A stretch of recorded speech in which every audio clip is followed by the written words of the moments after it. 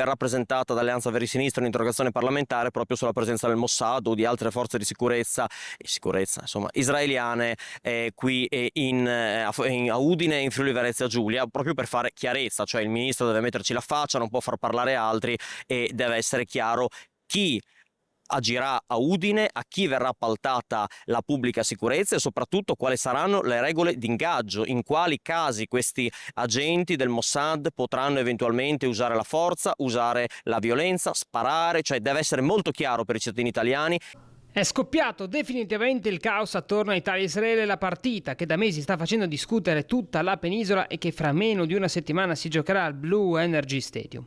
Il tema adesso non è tanto la disputa o meno della gara che si giocherà, ma la presenza del Mossad, l'agenzia di intelligence e servizi segreti dello Stato di Israele, a Udine proprio in occasione del match. Ma facciamo ordine, la storia è questa. Il ministro Piantedosi in un'intervista ha spiegato come il Mossad scorterà la nazionale israeliana a Udine a partire dall'atterraggio in aeroporto e fino al trasferimento in hotel, top secret e allo stadio, come era accaduto per esempio anche l'anno scorso. Ovviamente però cos'è che è cambiato? La situazione in questi ultimi 12 mesi.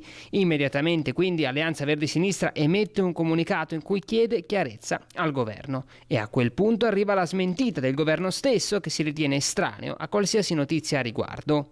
In questo momento chiaramente sono sotto processo per crimini contro l'umanità e crimini di guerra, insomma è come se noi qui avessimo le forze, non lo so, di Myanmar o della Russia, no? Sarebbe una cosa inimmaginabile. E a quel punto il governo è costretto a rispondere e dice delle cose un po' assurde per la verità, cioè dice che non ne sapevano niente, e lo dice anche il prefetto di Udine. Ora io non lo so, cioè spero si siano espressi male, perché sarebbe grave se non sapessero niente. Poi dicono che non ci sarà, però contemporaneamente la Lega regionale dice che invece loro lo vogliono, il Mossad a Udine, da parte del governo. Io quello che credo è che la mobilitazione di massa con 2 milioni di persone che sono scese in piazza in tutta Italia venerdì abbia fatto capire al governo che non possono più scherzare su questo tema. Hanno infatti proprio un paio di giorni fa hanno bloccato per la prima volta in 35 anni un rifornimento di armi a Israele, e quindi evidentemente la mobilitazione si sta facendo sentire. Tanti dubbi, poca chiarezza, quindi il Mossad riceverà in affidamento dal governo italiano la sicurezza dell'ordine pubblico in occasione della partita?